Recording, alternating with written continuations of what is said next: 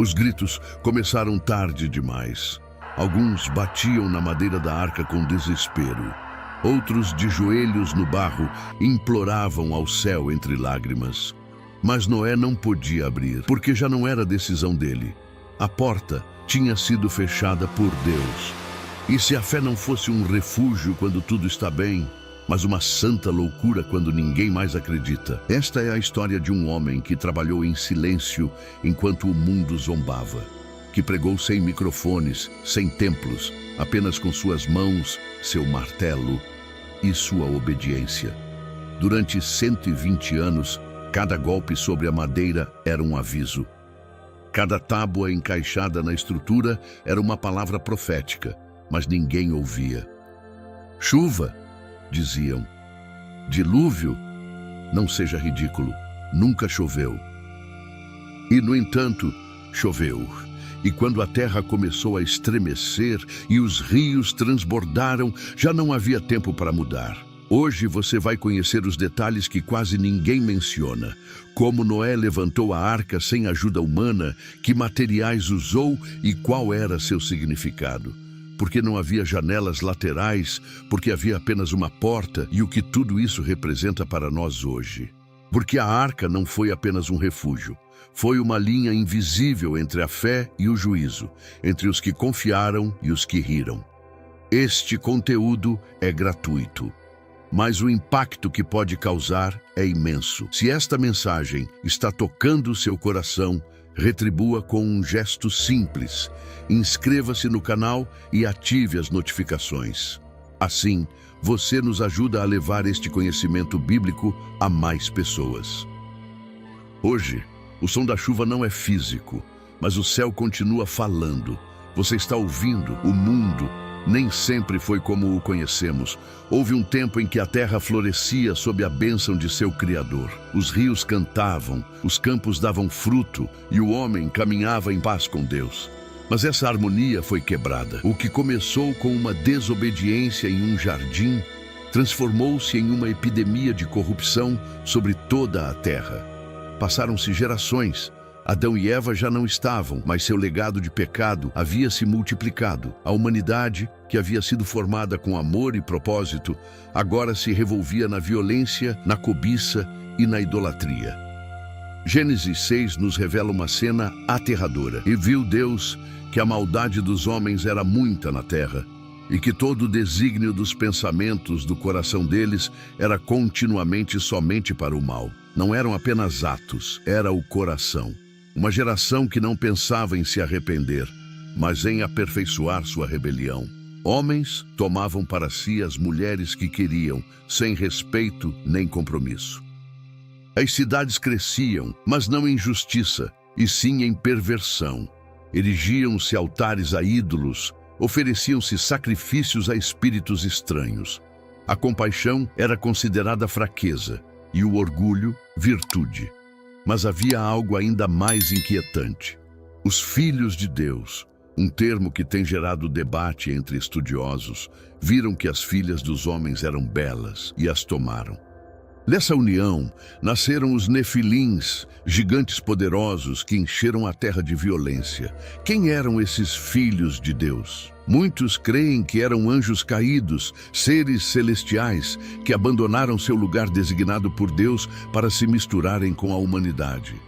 O que antes era sagrado foi profanado, e então o impensável aconteceu. Os céus se calaram. Durante gerações, Deus havia falado por meio de seus servos, havia advertido, havia instruído, havia esperado. Mas agora, o juízo começava a se formar em silêncio. Deus não agiu por impulso. Ele observou, dia após dia, ano após ano. Deu tempo, ofereceu oportunidades, mas o que viu foi um padrão sem mudança. Corrupção, perversidade, orgulho. Então, a Escritura nos mostra uma das frases mais tristes de toda a Bíblia. E doeu-lhe o coração. Deus sentiu dor. Não por fraqueza, não por insegurança, mas porque amava. Porque criou o homem para o bem e o via afundar no mal.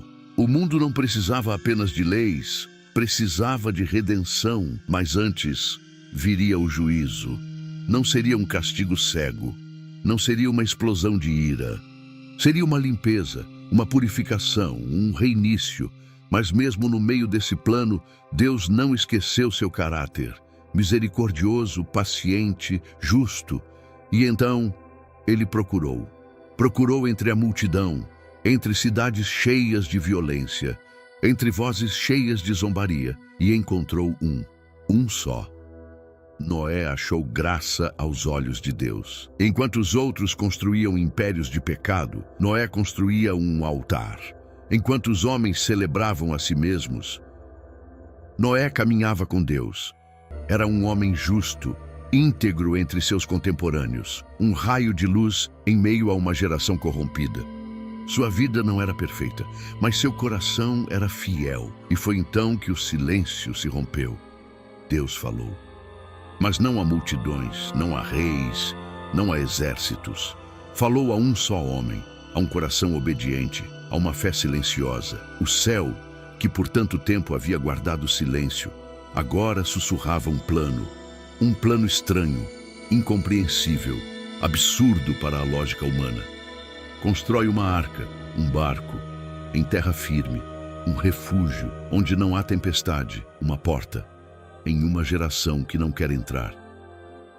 E enquanto Noé escutava, o resto do mundo seguia sua rotina. Comiam, bebiam, casavam-se, faziam negócios, construíam monumentos ao próprio nome, ignorando que cada dia era um passo a mais rumo ao abismo. O juízo não veio imediatamente, porque o caráter de Deus não é impaciente. Deus esperou, e enquanto isso, Noé construía, martelo na mão, tábua por tábua, ouvindo uma voz que o mundo não ouvia. E cada golpe de seu martelo era um eco do céu. Havia vozes por toda parte, mas nenhuma como a de Noé. Enquanto os homens gritavam nas praças, enquanto se ouviam gargalhadas nas ruas e se entoavam cânticos a ídolos sem alma, nas profundezas do seu coração, Noé guardava silêncio. Um silêncio que não era de medo, mas de reverência.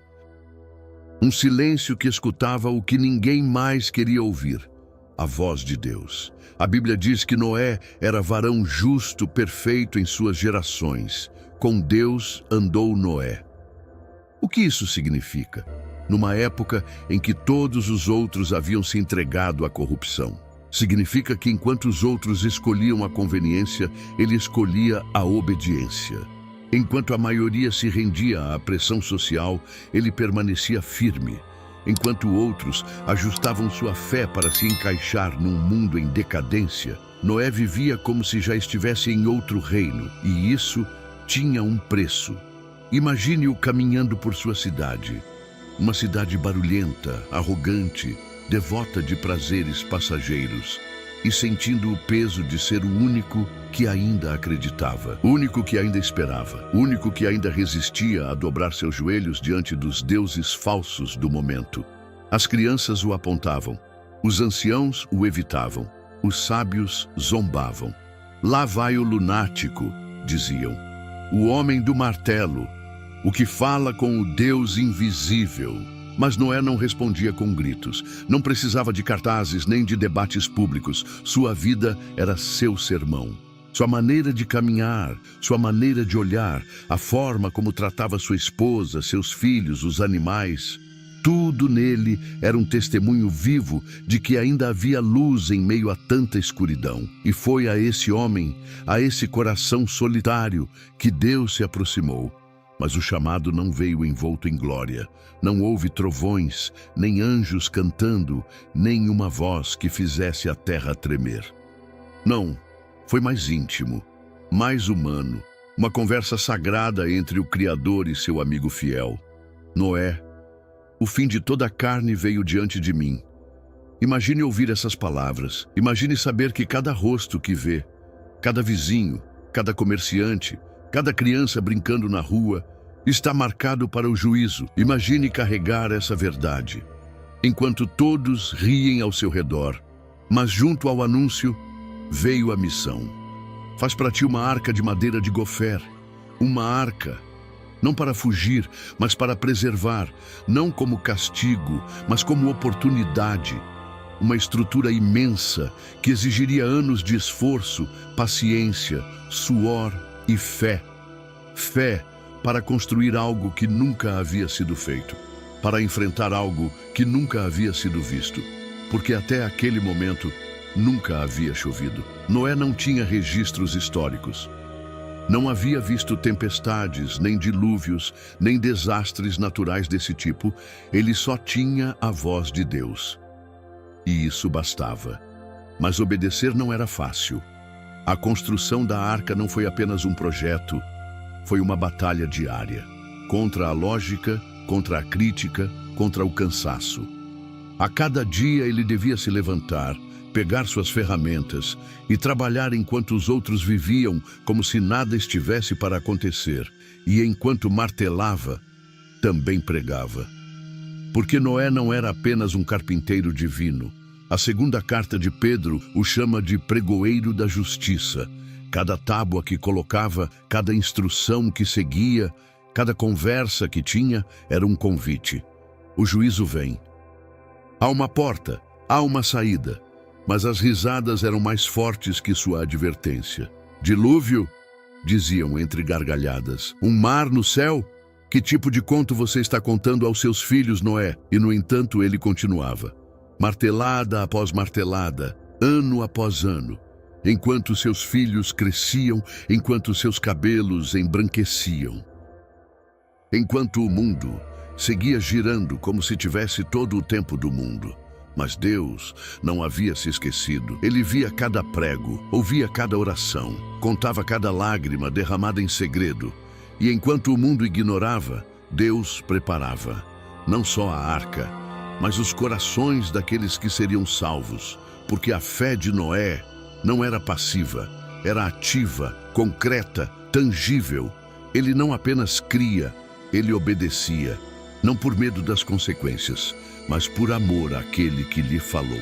E assim, enquanto a humanidade celebrava seu aparente progresso, num canto esquecido da terra, um homem estava mudando a história com madeira, com fé e com uma esperança que ousava olhar além das nuvens. Noé não construiu qualquer barco. O que se erguia em meio àquela terra seca, sob o assombro e o desprezo de toda uma geração, não era uma embarcação comum, era uma mensagem codificada, uma pregação silenciosa, um símbolo vivo de algo muito maior que madeira, betume e medidas exatas. Foi o próprio Deus quem deu o plano. Não deixou Noé improvisar, não lhe pediu criatividade humana, deu-lhe medidas precisas. 300 côvados de comprimento, 50 de largura, 30 de altura. 3 andares, uma única janela. Uma única porta. Cada dimensão, cada detalhe, tinha um propósito. A madeira deveria ser de gofer, uma espécie resistente, mas não espetacular. Não um material precioso, e sim firme, confiável. O betume com que deveria ser revestida, por dentro e por fora, selava cada espaço, impedindo que a água entrasse. Era mais que proteção física. Era cobertura divina. E aqui começa a se revelar o verdadeiro mistério da arca.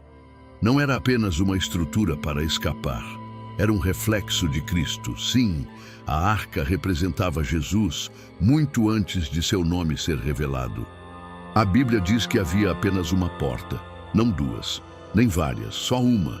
Jesus diria séculos mais tarde: eu sou a porta, o que por mim entrar será salvo. Consegue ver o eco?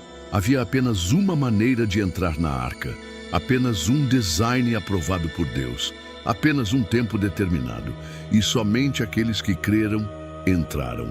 E mais, não havia janelas laterais, só uma, no alto.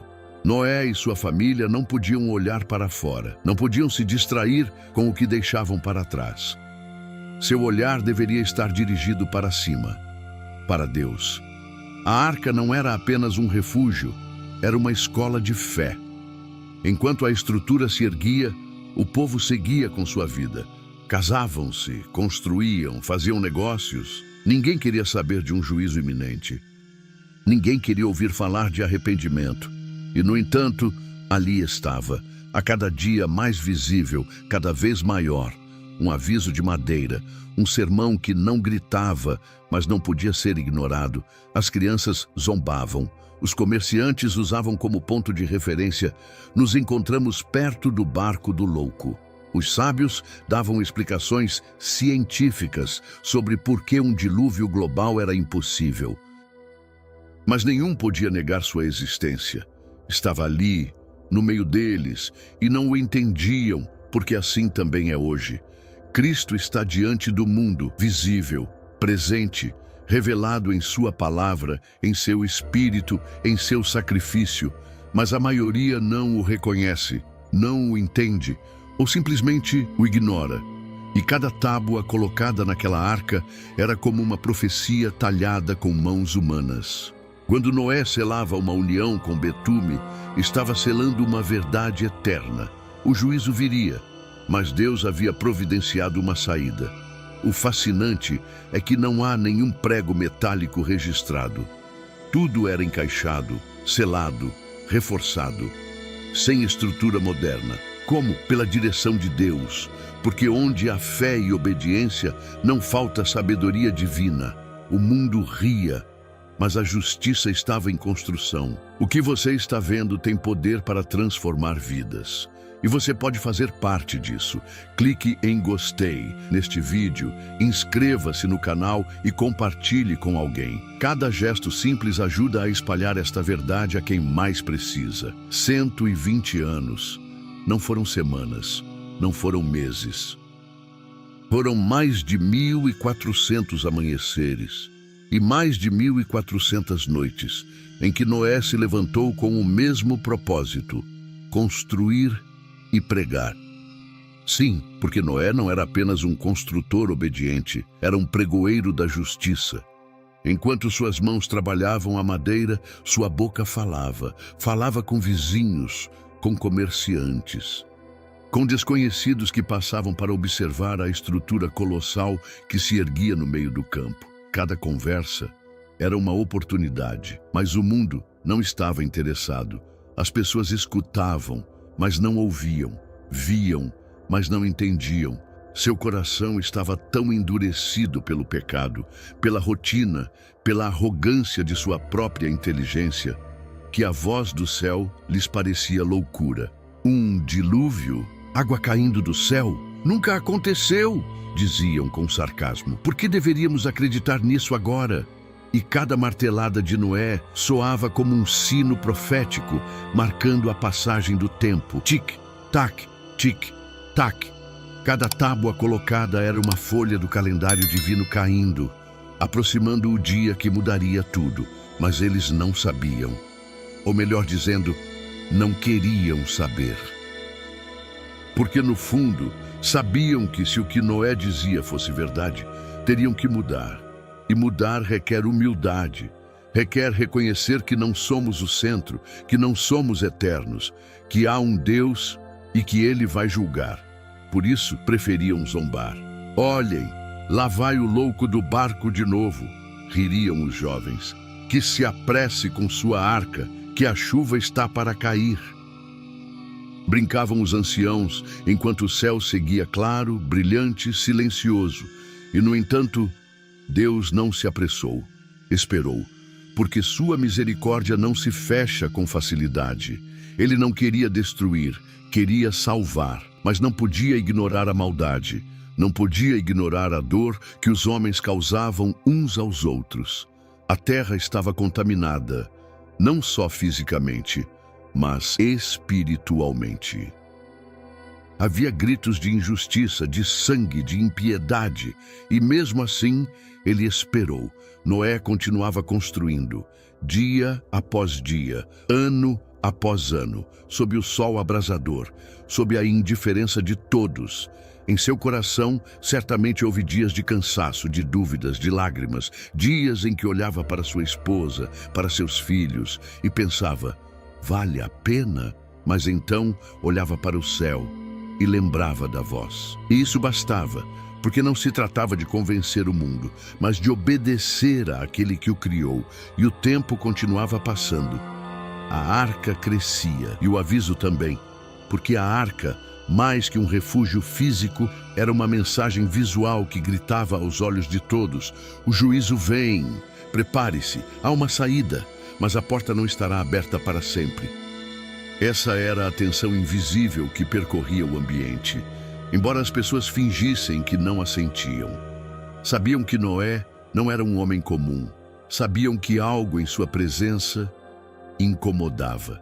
Era como se sua vida lhes lembrasse o que não queriam ouvir, que nem tudo está bem, que nem tudo é para sempre, que há um Deus que observa.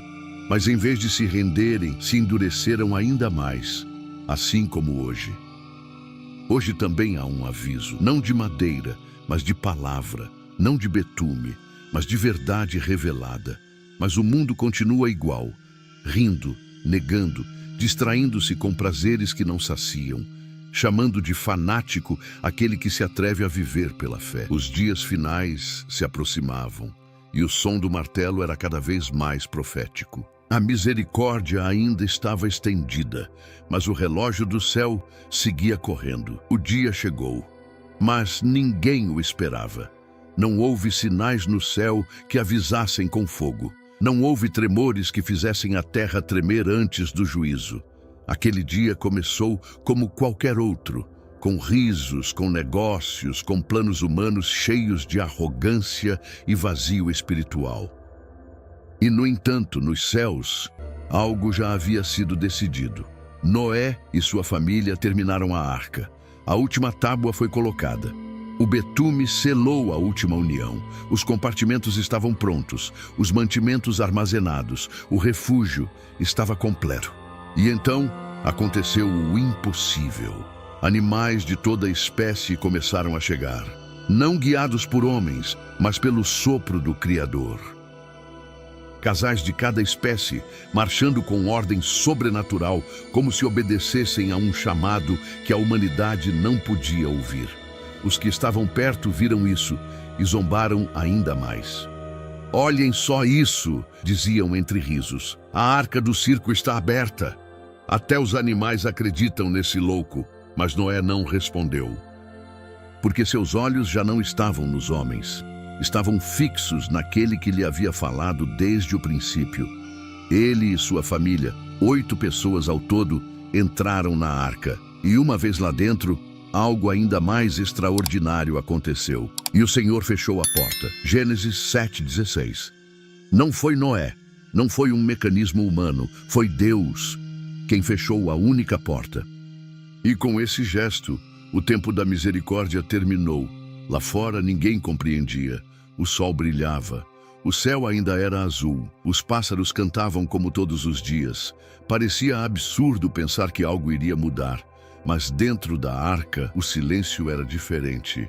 Ali, sentia-se a tensão, o peso do momento. O ar estava carregado de algo que não podia ser explicado com palavras. Uma certeza, um sussurro invisível, um temor reverente. Passaram horas e nada aconteceu. Passou um dia inteiro e ainda o céu permanecia intacto. Lá fora, os zombadores se sentiam vitoriosos. "Onde está o teu dilúvio, Noé? Acaso o teu Deus se arrependeu?" Mas no céu, o relógio continuava contando. E quando chegou o dia determinado, a atmosfera mudou. Começou com uma gota.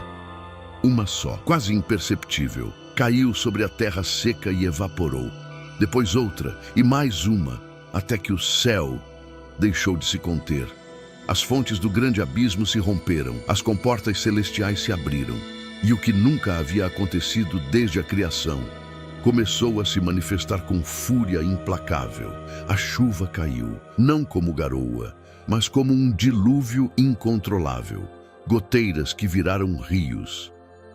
Fendas que se abriram na terra, o chão começou a rugir, as árvores a se romper, os homens a correr. E pela primeira vez, os que zombavam começaram a temer. Batiam na madeira da arca. "Noé, abre-nos! Você tinha razão, perdoe-nos!" Mas já não era Noé quem tinha a chave. A porta havia sido fechada pelo céu e o tempo de entrar havia passado. Porque há momentos em que a graça termina. Não porque Deus seja cruel, mas porque o coração humano rejeitou demais, desprezou demais, ignorou demais. Os gritos eram dilacerantes, as mães corriam com seus filhos, os homens fortes choravam como crianças, mas já era tarde, e o juízo não recuou. A chuva caiu durante 40 dias e 40 noites, sem trégua, sem pausa. As águas subiram, as montanhas desapareceram. As cidades foram submersas, e com elas, toda a soberba humana. Dentro da arca, a cena era diferente. Não havia caos, não havia desespero, apenas obediência, silêncio e fé. Noé não sabia o que viria. Não podia prever quando tudo terminaria, mas confiava, porque sua segurança não estava na madeira, mas na palavra.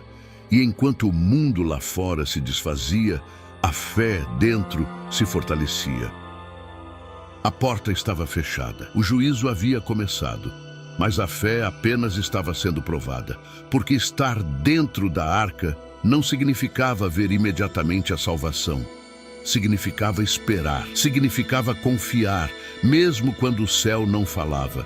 Porque uma coisa é crer enquanto o sol brilha.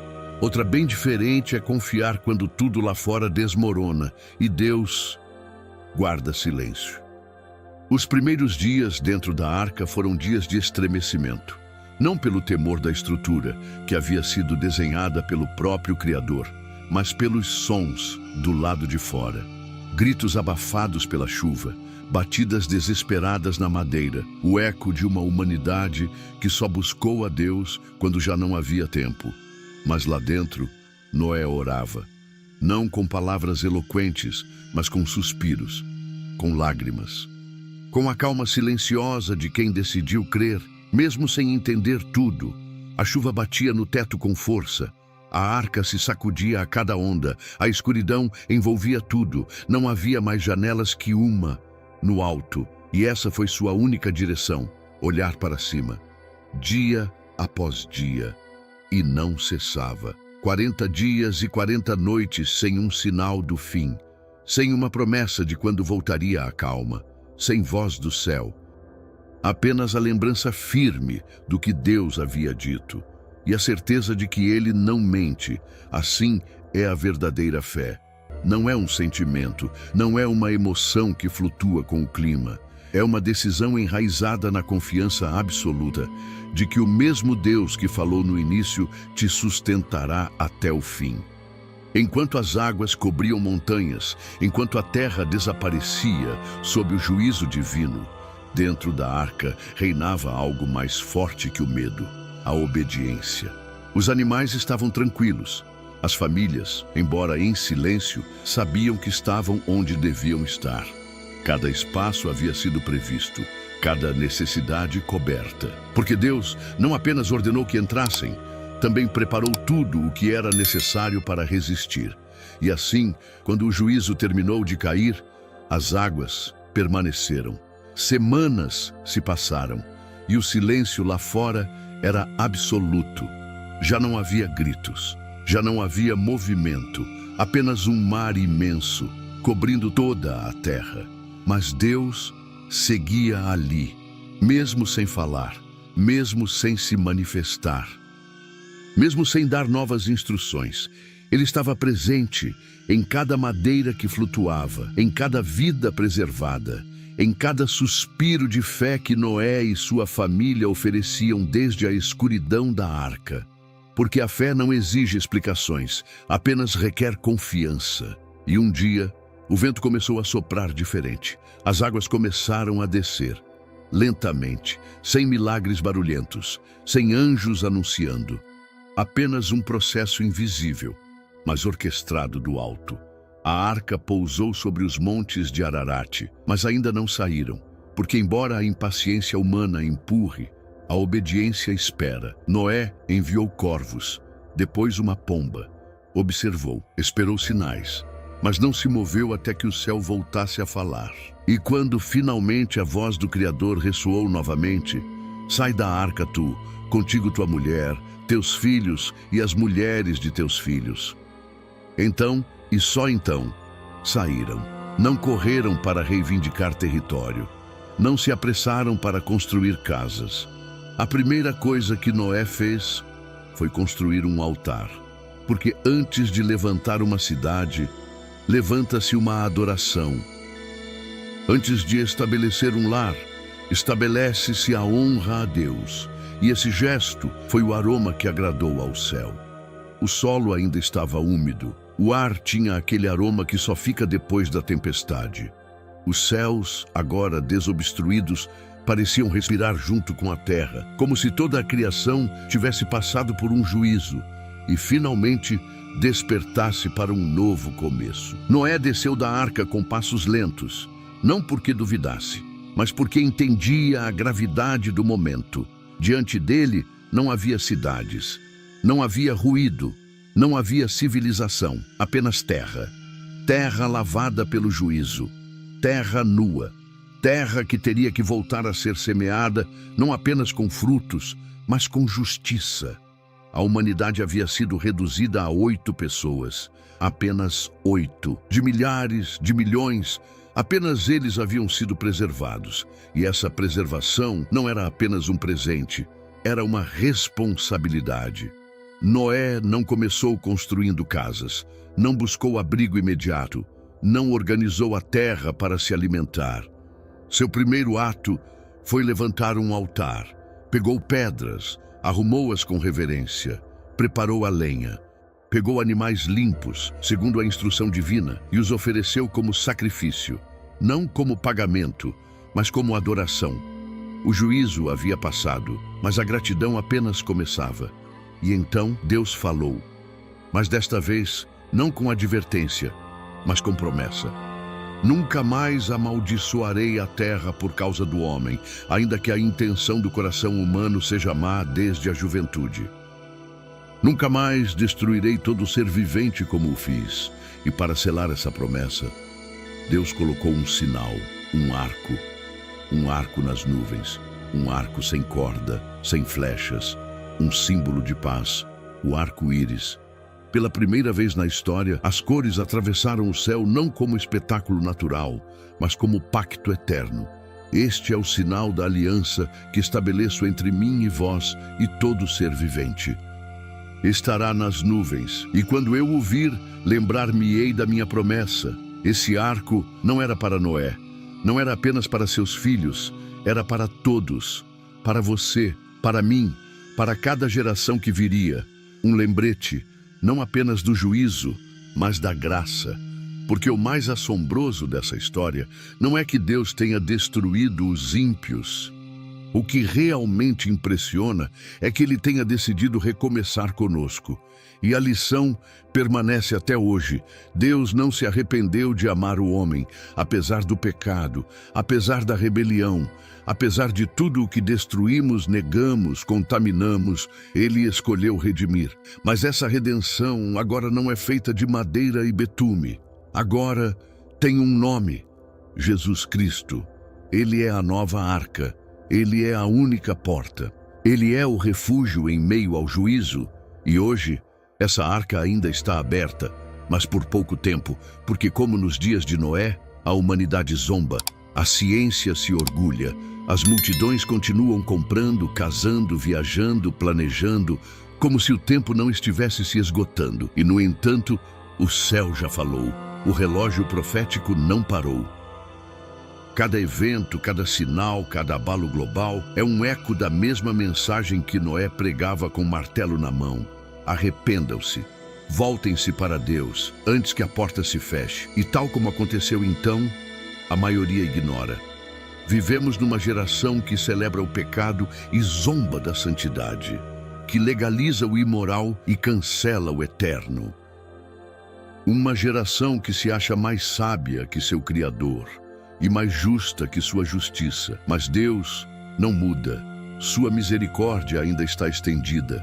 Sua voz ainda sussurra ao coração quebrantado. E seu Filho ainda é o caminho. Mas haverá um dia, e ninguém sabe quando, em que o céu fechará a porta. mais uma vez. E você? De que lado estará? Do lado dos que zombam ou do lado dos que constroem? Do lado dos que gritam quando chove ou dos que entram enquanto ainda há tempo, porque a arca já não se constrói com madeira, constrói-se com obediência, e a fé, como a de Noé, não se mede por palavras, se prova com decisões. Se esta história te impactou até aqui, inscreva-se no canal, ative o sininho e envie este vídeo para alguém. Sua ação agora pode ser o elo que leve esta mensagem a muitos corações. A terra estava em silêncio, um silêncio que não vinha do vazio, mas da purificação, de um mundo que havia sido lavado não apenas por água, mas por lágrimas, por gritos, por memória, por justiça. O juízo havia cessado, as águas haviam recuado, a arca havia descido sobre um novo solo, e ali, de pé, estava Noé. Não como um herói conquistador, não como um sábio que previa os tempos, mas como um homem quebrantado, tremendo, consciente de que havia cruzado a fronteira entre a condenação e a misericórdia. Não por mérito, mas por fé, não por força, mas por graça. E nesse instante, quando o céu voltou a se vestir de azul e o vento já não rugia com fúria, mas acariciava a pele com ternura de começo, Noé não correu para reclamar territórios, nem se ocupou em garantir provisões, nem se lançou a explorar a paisagem de um mundo desabitado. Em vez disso, caiu de joelhos, recolheu pedras, levantou um altar e ofereceu sacrifício, não por tradição, mas por gratidão. Andei não para cumprir uma ordem, mas para expressar o inexprimível, que ainda existia vida, que ainda existia perdão, que apesar de tudo, Deus havia decidido começar de novo com a humanidade. E foi então que o céu falou, não com voz de juízo, mas com promessa, não com advertência, mas com aliança, e colocou nas nuvens um arco, não como arma, mas como símbolo, não como ameaça, mas como lembrete, um arco que não apontava para o homem, mas para cima, como sinal de que o juízo não seria eterno, de que a destruição não se repetiria, de que o amor do Criador havia superado mais uma vez a rebelião da criatura. Esse arco, colorido, suave, flutuando como um suspiro celestial, não foi feito apenas para os olhos de Noé, nem só para sua geração, nem como uma decoração passageira da paisagem. Foi estabelecido como uma aliança eterna, uma promessa silenciosa de que, mesmo quando a humanidade se inclinar para o mal, mesmo quando o pecado volte a se multiplicar, mesmo quando a escuridão pareça repetir seu domínio, haverá sempre uma promessa firme no alto. Uma marca divina que declara, ainda há esperança, ainda há redenção. E é por isso que esta história não é antiga, nem distante, nem morta. É presente, é urgente, é sua. Porque embora já não haja uma arca de madeira se erguendo no meio dos campos, embora não ouçamos martelos batendo dia e noite, embora os animais não caminhem em pares para um refúgio físico, a mensagem é a mesma, e a porta, sim, ainda está aberta. Hoje, Jesus é essa arca, Jesus é essa única porta, Jesus é essa cobertura de betume que protege por dentro e por fora. Jesus é essa estrutura sagrada que, embora pareça ridícula aos olhos do mundo, é a única salvação quando o juízo começa a cair. E tal como ocorreu então, muitos hoje caminham indiferentes, fazem planos, compram, vendem, casam-se, zombam, ensinam que tudo continua igual desde o princípio, sem saber que o relógio de Deus não parou, que a chuva já não cai em gotas físicas, mas os juízos já começam a pingar sobre a consciência dos homens, e que o tempo de entrar está se esgotando. Porque como nos dias de Noé, a verdadeira fé não é popular, não é cômoda, não é celebrada. A verdadeira fé é solitária, é questionada, é atacada. E, no entanto, é essa fé, Essa mesma fé que construiu uma arca sem planos humanos, que resistiu 100 anos de zombaria, que entrou por uma porta fechada por Deus, é essa fé que hoje se te oferece. Não como uma ideia abstrata, mas como um ato de entrega real, como uma decisão urgente, como uma rendição sem condições. E você que ouviu esta história até aqui, não está aqui por acaso. O mesmo Deus que viu Noé entre milhões, hoje vê você entre esta geração. O mesmo Deus que falou ao seu coração em meio a tanto ruído, hoje sussurra ao seu espírito, não com condenação, mas com ternura, não com ameaças, mas com amor, não com imposições, mas com um convite para entrar antes que a porta se feche. Porque quando esse dia chegar, e chegará, não haverá espaço para gritos, nem para negociações, nem para segundas chances. O juízo não esperará os indecisos. A misericórdia não se estenderá além do tempo que Deus determinou. E você, só você, pode decidir se estará dentro ou fora. Noé não salvou o mundo, mas salvou sua casa. Não transformou sua geração, mas andou com Deus. Não teve todas as respostas, mas obedeceu à voz que não o deixou só. E você pode fazer o mesmo, porque a porta ainda não